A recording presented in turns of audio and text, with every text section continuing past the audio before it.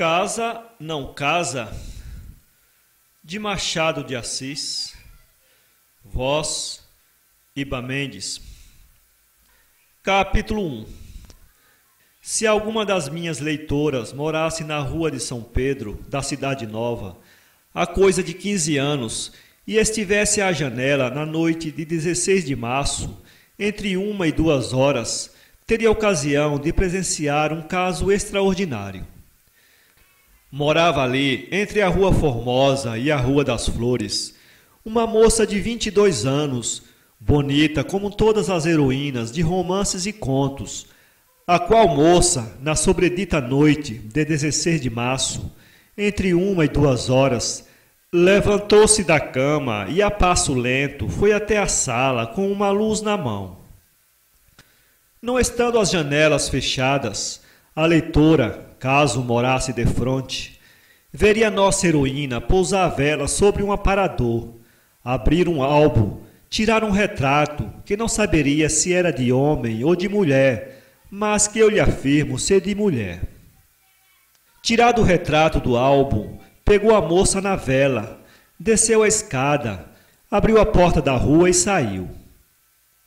A leitora ficaria naturalmente assombrada com tudo isto. Mas que não diria quando a visse seguir pela rua acima, voltar das Flores, ir até a do Conde e parar à porta de uma casa? Justamente à janela dessa casa estava um homem, rapaz ainda, 27 anos, olhando para as estrelas e fumando um charuto.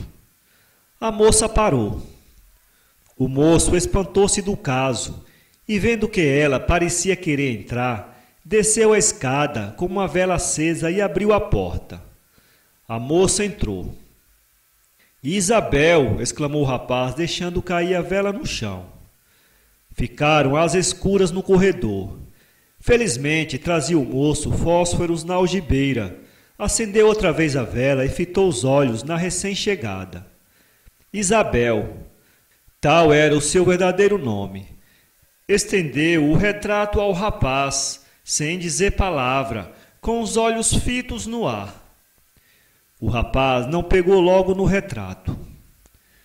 Isabel! Exclamou ele outra vez, mas já com a voz sumida. A moça deixou cair o retrato no chão, voltou as costas e saiu. O dono da casa, ainda mais aterrado, ficou. Que é isto? Dizia ele. Estará louca? Pôs a vela sobre um degrau da escada, saiu à rua, fechou a porta e seguiu lentamente atrás de Isabel, que foi pelo mesmo caminho até entrar em casa. O mancebo respirou quando viu Isabel entrar na casa, mas ficou ali alguns instantes, a olhar para a porta, sem nada compreender e ansioso porque chegasse o dia. Todavia, era forçoso voltar para a Rua do Conde. Lançou um último olhar às janelas da casa e retirou-se. Ao entrar em casa, apanhou o retrato. Luísa, disse ele. Esfregou os olhos como se duvidasse do que via e ficou parado na escada a olhar largos minutos para o retrato. Era preciso subir. Subiu. Que quererá isso dizer? Disse ele já em voz alta, como se falasse a alguém. Que audácia foi essa de Isabel? Como é que uma moça, filha de família, sai assim de noite para... Mas estarei eu sonhando? Examinou o retrato e viu que tinha nas costas as seguintes linhas. A minha querida amiga Isabel, como lembrança de eterna amizade, Luísa. Júlio, era o nome do rapaz, não pôde descobrir nada por mais que parafusasse, e parafusou muito tempo, já deitado no sofá da sala, já encostado à janela. E, na verdade, quem seria capaz de descobrir o mistério daquela visita a semelhante hora? Tudo parecia antes uma cena de drama ou romance tétrico, do que um ato natural da vida. O retrato tinha certa explicação.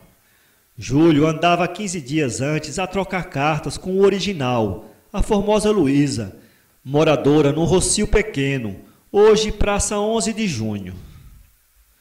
Todavia, por mais agradável que lhe fosse receber o retrato de Luísa, como admitir a maneira por que lhe levaram, e a pessoa, e a hora, e as circunstâncias? Sonho ou estou doido, concluiu Júlio depois de longo tempo. E chegando à janela, acendeu outro charuto. Nova surpresa o esperava. Vejamos qual foi ela. Capítulo 2. Não havia fumado ainda uma terça parte do charuto, quando viu dobrar a esquina um vulto de mulher, caminhando lentamente e parar à porta da casa dele. Outra vez, exclamou Júlio. Quis descer logo, mas as pernas começavam a tremer-lhe. Júlio não era tipo de extrema valentia. Creio até que se lhe chamarmos medroso, não estaremos longe da verdade. O vulto, entretanto, estava à porta. Era forçoso tirá-lo dali, a fim de evitar um escândalo. Desta vez, pensou ele pegando na vela, hei de interrogá-la. Não a deixo sair sem me dizer o que há. Infeliz, parece-me que está doida. Desceu, abriu a porta. Luísa, exclamou. A moça estendeu-lhe um retrato. Júlio pegou nele com ânsia e murmurou consigo. Isabel. Era efetivamente o retrato da primeira moça que a segunda lhe trazia.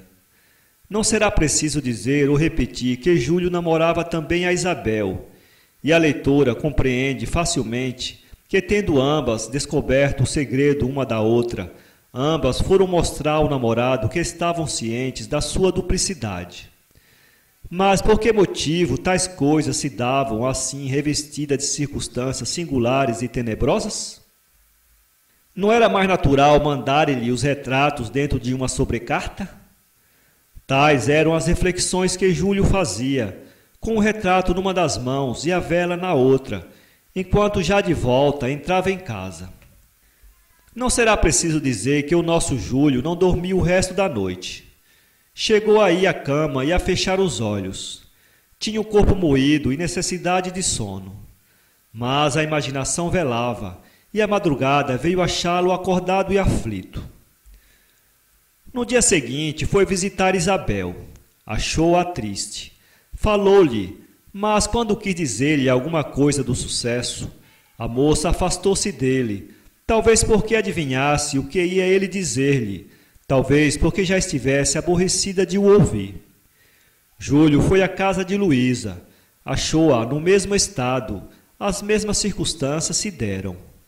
É claro que descobrir o segredo uma da outra, dizia ele consigo. Não há remédio senão desfazer a má impressão de ambas.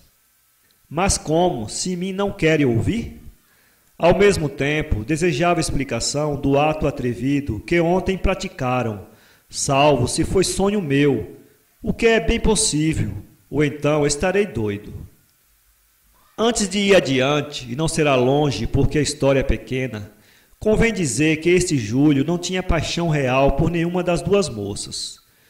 Começou o namoro com Isabel, por ocasião de uma ceia de Natal, e travou relações com a família que o recebera muito bem. Isabel correspondeu um pouco ao namoro de Júlio, sem todavia lhe dar grandes esperanças, porque então andava também à corda de um oficial do exército que teve de embarcar para o sul.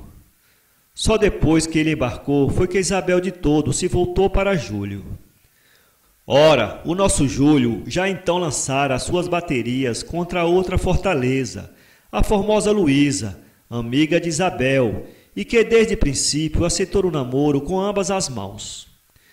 Nem por isso rejeitou a corda que lhe dava Isabel. Manteve-se entre as duas, sem saber qual delas devia preferir. O coração não tinha a este respeito opinião assentada. Júlio não amava. Repito, era incapaz de amar. Seu fim era casar com uma moça bonita.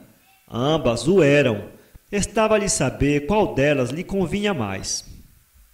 As duas moças, como vimos pelos retratos, eram amigas, mas falavam-se de longe em longe, sem que nessas poucas vezes houvessem comunicado os segredos atuais do seu coração. Ocorreria isso agora e seria essa a explicação da cena dos retratos? Júlio pensou efetivamente que elas haviam enfim comunicado seu namoro com ele, mas custava-lhe a crer que tão atrevidas fossem ambas que saísse da casa naquela singular noite. À proporção que o tempo se passava, Júlio inclinava-se a crer que o fato não passasse de uma ilusão sua. Júlio escreveu uma carta a cada uma das duas moças, quase do mesmo teor, pedindo a explicação da frieza que ambas ultimamente lhe mostravam. Cada uma das cartas terminava perguntando se era tão cruelmente que se devia pagar um amor único e delirante. Não teve resposta imediatamente, como esperava, mas 2 dias depois, não do mesmo teor, mas no mesmo sentido. Ambas lhe diziam que pusesse a mão na consciência. Não há dúvida, pensou ele consigo. Estou pilhado. Como sairei eu desta situação? Júlio resolveu atacar verbalmente as duas fortalezas. Isto de cartas não é bom recurso para mim, disse ele. Encaremos o inimigo, é mais seguro. Escolheu Isabel em primeiro lugar. Haviam já passado 6 ou 7 dias depois da cena noturna. Júlio preparou-se mentalmente com todas as armas necessárias ao ataque e à defesa e dirigiu-se para a casa de Isabel, que era, como sabemos, na rua de São Pedro. Foi-lhe difícil achar-se a sós com a moça, porque a moça, que das outras vezes era a primeira a buscar a ocasião de lhe falar, agora esquivava-se a isso. O rapaz, entretanto, era teimoso. Tanto fez que pôde pilhá-la numa janela, e ali, ex-abrupto, disparou-lhe esta pergunta: não me dará a explicação dos seus modos de hoje e da carta com que respondeu a minha última? Isabel calou-se.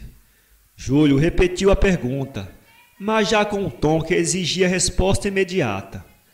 Isabel fez um gesto de aborrecimento e disse: respondo o que lhe disse na carta.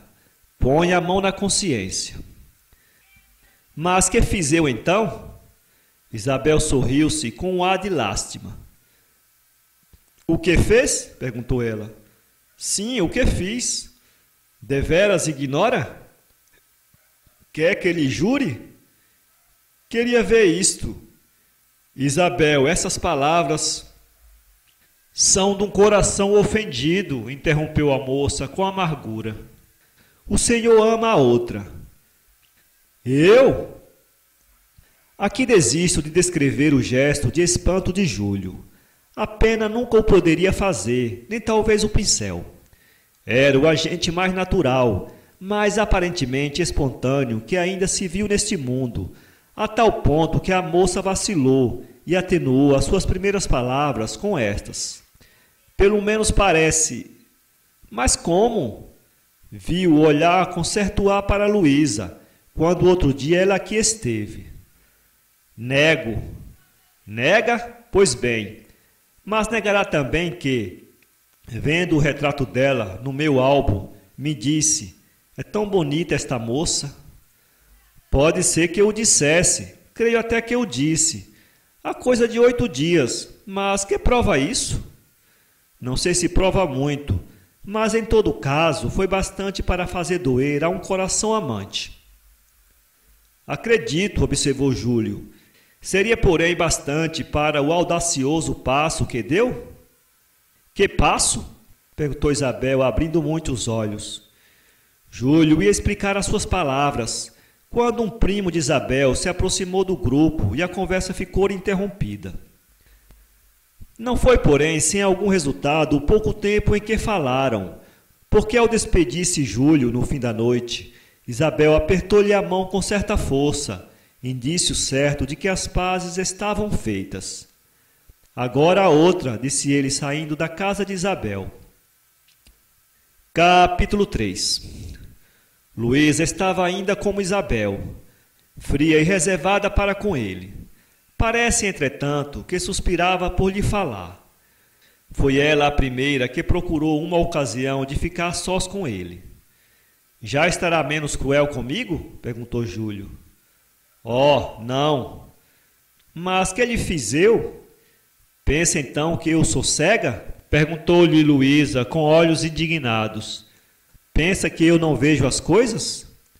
Mas que coisas? O senhor anda de namoro com a Isabel. Oh, que ideia! Original, não é? Originalíssima. Como descobriu semelhante coisa? Conheço aquela moça há muito tempo. Temos intimidade, mas não há namoro, nem tal ideia tive. Nunca na minha vida. É por isso que lhe deitam os olhos tão ternos? Júlio levantou os ombros com um ar tão desdenhoso que a moça acreditou logo nele. Não deixou de lhe dizer como a outra lhe dissera. Mas para que olhou outro dia com tanta admiração para o retrato dela, dizendo até com um suspiro, que moça gentil? É verdade isso, menos um suspiro, respondeu Júlio.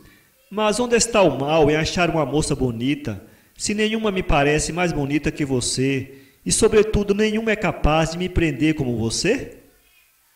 Júlio disse ainda muito mais por esse teor velho e gasto, mas de efeito certo. A moça estendeu-lhe a mão dizendo, então era engano meu? Ó, meu anjo, engano profundo. Está perdoado, com uma condição. Qual? É que não há de cair em outra. Mas se eu não cair nesta, jure sempre. Pois juro, com uma condição. Diga, por que razão, não tendo plena certeza de que eu amava a outra, e se a tivesse, não me falava mais de certo? Por que razão, pergunto eu, foi você naquela noite? O chá está na mesa. Vamos tomar chá, disse a mãe de Luísa, aproximando-se do grupo. Era forçoso obedecer, e nessa noite não houve mais ocasião de explicar o caso. Nem por isso Júlio saiu menos contente da casa de Luísa. Estão ambas vencidas e convencidas, disse ele consigo. Agora é preciso escolher e acabar com isto. Aqui é que estava a dificuldade. Já sabemos que ambas eram igualmente belas, e Júlio não procurava outra condição. Não era fácil escolher entre duas criaturas igualmente dispostas para ele. Nenhuma delas tinha dinheiro, condição que podia fazer pender a balança, posto que Júlio fosse indiferente nesse ponto. Tanto Luísa como Isabel eram filhas de funcionários públicos, que apenas lhe deixavam um escasso mentepio. Sem uma forte razão que fizesse pender a balança, era difícil a escolha naquela situação. Alguma leitora dirá que por isso mesmo, que eram de igual condição e que ele as não amava de coração, era fácil a escolha. Bastava-lhe fechar os olhos e agarrar a primeira que lhe ficasse à mão. Erro manifesto. Júlio podia e era capaz de fazer isso. Mas no mesmo instante que escolhesse Isabel, ficava com pena de não ter escolhido Luísa, e vice-versa, donde se vê que a situação era para ele intricada. Mais de uma vez levantou-se ele da cama com a resolução assentada. Vou pedir a mão da Luísa. A resolução durava-lhe só até o almoço. Acabado o almoço, ia ver, pela última vez, Isabel, e logo afrouxava com pena de a perder. Há de ser esta, pensava ele. E logo lembrava-se de Luísa, e não escolhia nenhuma nem outra. Tal era a situação do nosso Júlio, quando se deu a cena que passo a referir no capítulo seguinte. Capítulo 4. 3 dias depois da conversa de Júlio com Luísa, foi esta passar o dia em casa de Isabel, acompanhada de sua mãe. A mãe de Luísa era de opinião que a filha era o seu retrato vivo, coisa que ninguém acreditava por mais que ela o repetisse. A mãe de Isabel não ousava ir tão longe, mas afirmava que, no tempo de sua mocidade, fora ela muito parecida com Isabel. Esta opinião era recebida com incredulidade pelos rapazes e com resistência pelos velhos. Até o Major Soares, que fora o primeiro namorado da mãe de Isabel, insinuava que essa opinião devia ser recebida com extrema reserva. Oxalá, porém, fosse as duas moças como as suas mães eram, 2 corações de pomba, que amavam estremecidamente as filhas e que eram, com justiça, dois tipos de austeridade conjugal. As duas velhas entregaram-se às suas conversas e considerações sobre arranjos de casa ou assuntos de pessoas conhecidas, enquanto as duas moças tratavam de modas, músicas e um pouco de amores. Então o teu tenente não volta do sul? Disse Luísa. Eu sei, parece que não. Tens saudades dele? E terá ele saudades de mim? E isso é verdade. Todos esses homens são assim, disse Luísa com convicção. Muita festa quando se acham presentes, mas ausentes são temíveis. Vale tanto como o nome que se escreve na areia. Vem a água e lambe tudo. Bravo, Luísa! Estás poeta, exclamou Isabel. Já falas em areias do mar. Pois olha, não namoro nenhum poeta, nem homem do mar. Quem sabe? Sei eu. É então um rapaz que tu conheces. Já sei, é o Avelar. Deus nos acuda, exclamou Luísa. Um homem vesgo. O Rocha? O Rocha anda todo caído pela Josefina. Sim, é uma lástima. Nasceram um para o outro. Sim, ela é uma moleirona como ele. As duas moças gastaram assim algum tempo a tasquinhar na pele de pessoas que nós não conhecemos, nem precisamos disso, até que voltaram ao assunto capital da conversa. Já vejo que não pode adivinhar quem é o meu namorado, disse Luísa. Nem você o meu, observou Isabel.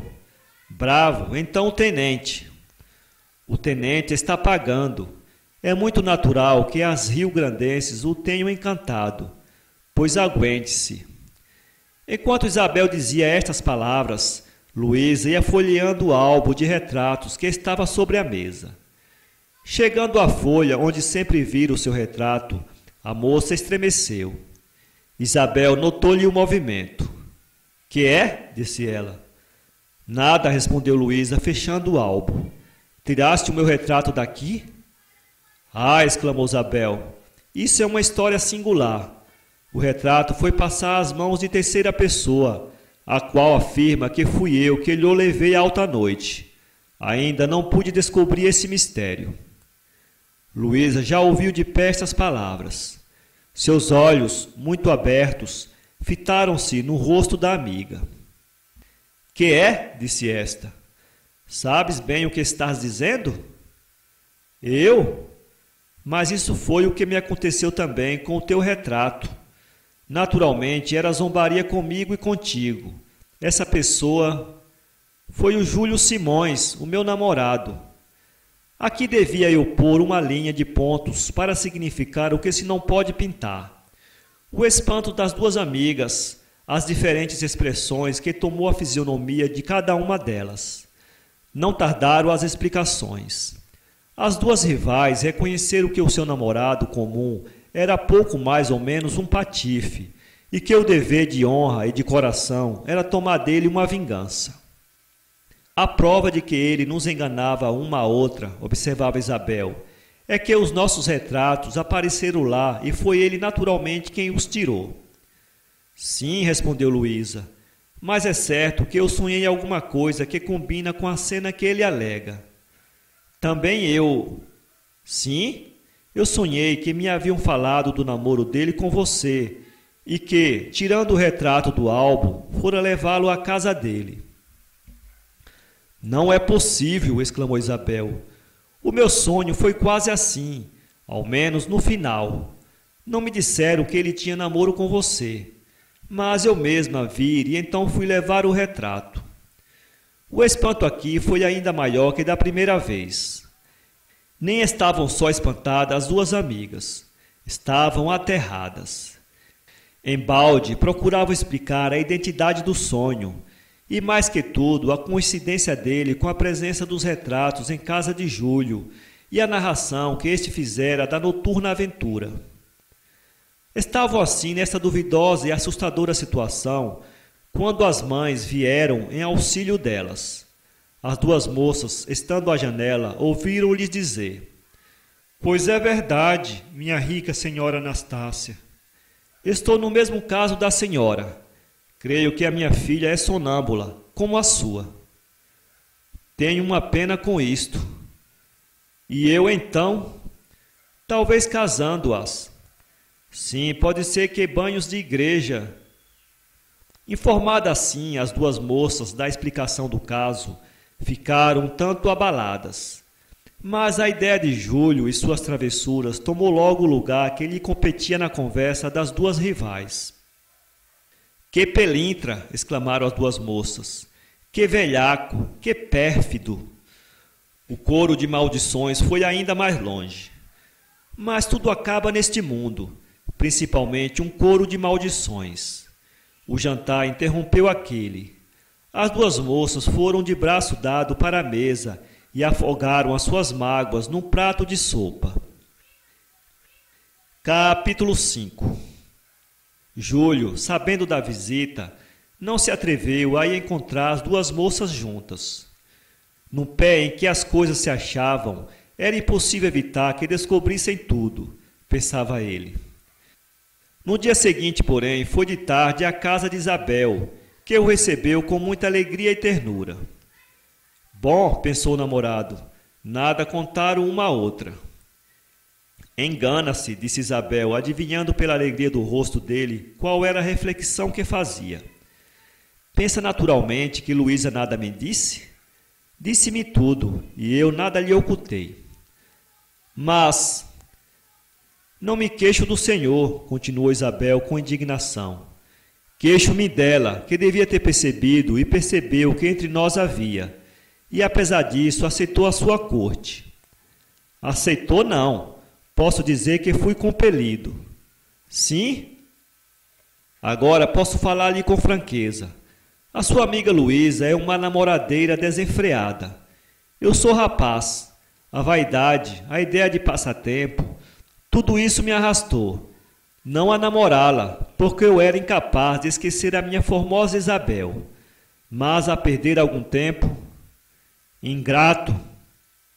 Oh, não! Nunca, minha boa Isabel! Aqui começou uma renovação de protestos da parte do namorado, que declarou amar mais que nunca a filha de Dona Anastácia. Para ele, a coisa estava resolvida. Depois da explicação dada e dos termos em que falara da outra, a escolha natural era Isabel. Sua ideia foi não procurar mais a outra. Não o pôde fazer à vista de um bilhete que no fim de 3 dias recebeu da moça. Pedia-lhe ela que fosse lá instantemente. Júlio foi. Luísa recebeu-o com um sorriso triste. Quando puderam falar a sós, quero saber da sua boca o meu destino, disse ela. Estarei definitivamente condenada? Condenada. Sejamos francos, continuou a moça. Eu e a Isabel falamos no Senhor. Vinha saber que também a namorava. A sua consciência lhe dirá que praticou um ato indigno. Mas, enfim, pode resgatá-lo com um ato de franqueza. A qual de nós escolhe, a mim ou a ela? A pergunta era de atrapalhar o pobre Júlio, nada menos que por 2 grandes razões. A primeira era ter de responder em face. A segunda era ter de responder em face de uma moça bonita. Hesitou alguns largos minutos. Luísa insistiu, mas ele não se atrevia a romper o silêncio. Bem, disse ele, já sei que me despreza. Eu? Não importa, adeus. Ia voltar às costas. Júlio segurou-lhe na mão. Oh, não! Pois não vê que este meu silêncio é de comoção e de confusão. Confunde-me realmente que descobrisse uma coisa em que eu pouca culpa tive. Namorei-a por passatempo. Não foi Isabel nunca uma rival sua no meu coração. Demais, ela não lhe contou tudo. Naturalmente, escondeu a parte em que a culpa lhe cabia. E a culpa é também sua. Minha? Sem dúvida. Pois não vê que ela tem interesse em separar-nos? Se lhe referir, por exemplo, o que se está passando agora entre nós, fique certa de que ela há de inventar alguma coisa para de todo separar-nos, contando depois com a sua beleza para cativar o meu coração, como se a beleza de uma Isabel pudesse fazer esquecer a beleza de uma Luísa. Júlio ficou satisfeito com este pequeno discurso, assaz astuto para enganar a moça. Esta, depois de algum tempo de silêncio, estendeu-lhe a mão. Jura-me o que está dizendo? Juro. Então será meu? Unicamente seu. Assim celebrou Júlio os 2 tratados de paz, ficando na mesma situação em que se achava anteriormente. Já sabemos que a sua fatal indecisão era a causa única da crise em que os acontecimentos o puseram. Era forçoso decidir alguma coisa, e a ocasião ofereceu-se-lhe propícia.